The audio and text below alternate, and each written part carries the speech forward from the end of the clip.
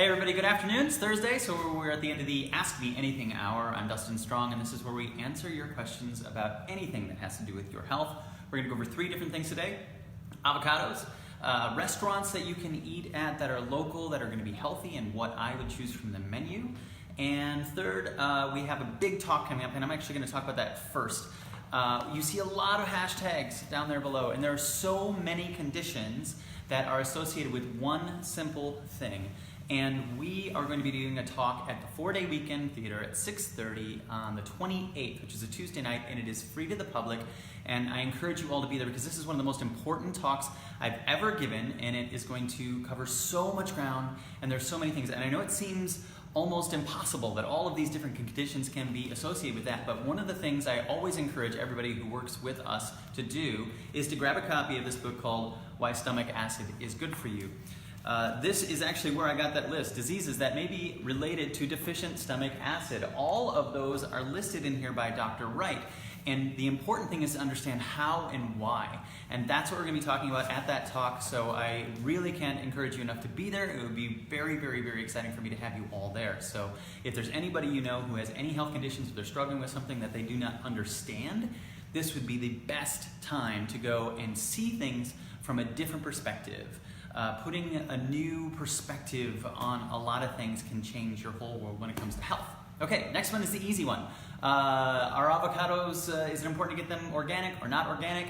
In the comments below, I'm going to give you a link to the Environmental Working Group. What they do is every year they go over foods that are what they call either the Clean 15, meaning those that it doesn't matter whether you get them organic or not, and avocados are almost always number 1 on that list, so it is not that necessary to spend the extra money for organic avocados. They are a really easy one to go for either way.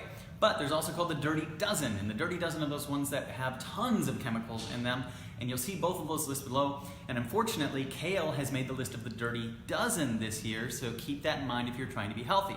Okay, going forward, if you are not really concerned about being the perfect, most healthy person, you may not want to listen to what comes next, because I'm going to talk about 2 restaurants locally, and I'm going to be very, very selective about what's going on in their menu. I don't want to be that person who ruins every restaurant for every person, so my goal here is to extract exactly those things that I would absolutely be okay with. So anytime you're eating at a restaurant, you have to be careful because you have no idea what kind of stuff they are sneaking in all over the place. So today I did take the time to look at 2 places that I do try to go to for lunch for easy, healthy choices because they have a lot of whole foods. And when you go to these places, as long as you're grabbing the absolute foods that are just the foods themselves, you are doing the best thing you possibly can. I was going to go to Salada today and go through the line, but when I looked up all the ingredients online and the things that were actually in a lot of even the meats, I was concerned that it's probably not the best place for me to say, absolutely, you can go there, unless you're just getting the vegetables. Now, are the vegetables the best quality? Most likely they're not. They're probably not organic, but you're doing a lot better by gravitating towards those.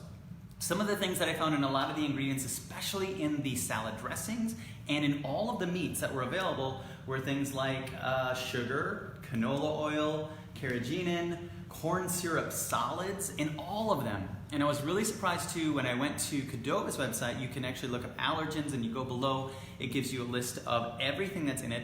And even in their meats, I did find corn syrup solids and a lot of things that I wouldn't tell somebody who's trying to eat perfectly to do that. So there were several item lists that were on there that were nothing but foods, and I'm going to list them below in the comments. So I'll show you exactly what they are. So when I do go to Cadova, it is the black beans, it is the pinto beans, it's the pico de gallo, and it's the guacamole, and that's pretty much it. I mean, they do have absolutely cilantro there, and even the roasted veggies are they're in an oil that can be questionable. So that would be on the suspect list. That would be in the sometimes, maybe not always kind of list over there.